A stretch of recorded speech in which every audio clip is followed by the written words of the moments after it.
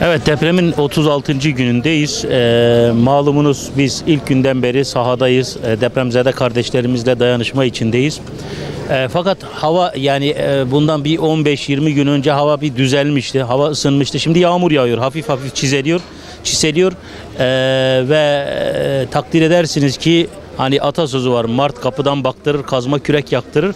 Hava ısınmış değil. Bahar tam anlamıyla gelmiş değil. İnsanların temel ihtiyaçları vardır. Nedir bunlar? Özellikle bir battaniye konusunda çok ciddi sorun yaşıyoruz. Çadır konusunda özellikle evlerine yakın yerlerde çadır açmak isteyenler ciddi sorunlar yaşıyorlar. Çadıra ulaşamıyorlar, battaniyeye ulaşamıyorlar. Bu noktada biz hayırseverlerden yardımlarını esirgememelerini bekliyoruz. Gıda konusuna ayrı bir başlık açmamız gerekiyor. Malumunuz biz 36 gündür aş dağıtıyoruz ve bu yardımseverlerin desteğiyle devam ediyor. Şu an bu desteğin azaldığını biz görüyoruz, hissediyoruz. Sahadayız, zaten bize gelen destek üzerinden biz anlıyoruz. Bu desteğin azalması beraberinde önümüzde bir Ramazan var. Birkaç gün sonra bir Ramazan var. Bundan dolayı çok ciddi bir sorunla karşı karşıya kalabiliriz gıda konusunda. Tekrar canlı bir şekilde, hızlı bir şekilde siyasi partilerin de, ben özellikle onlardan rica ediyorum.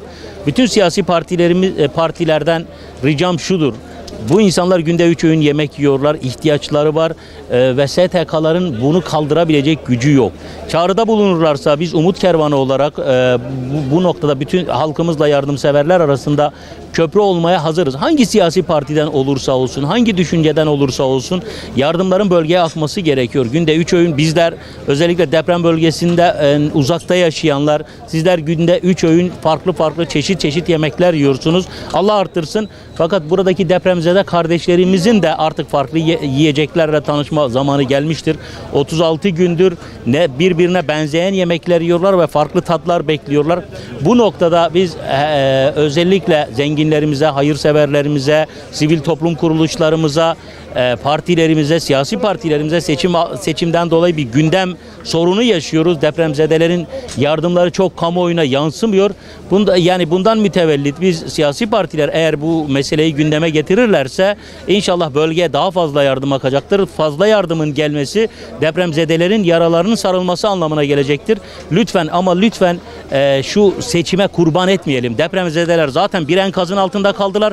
Bir de siyasal gündemin enkazı altında kalmasınlar. Sizden rica ediyoruz, lütfen yardımlarımızı, özellikle Adıyaman'da biz son derece mağdur durumdayız.